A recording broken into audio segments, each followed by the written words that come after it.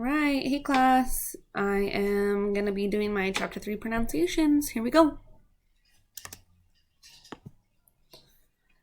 Dermatologia, it means skin pain. Hyperhidrosis, excessive sweating. Pruritus, an itch. Hyperkeratosis is excessive growth of horny skin. Sebopoiesis, formation of oil. Macule or macula, it's flat discolored area known as a freckle. Nodule, a solid mass that extends deeper into the skin.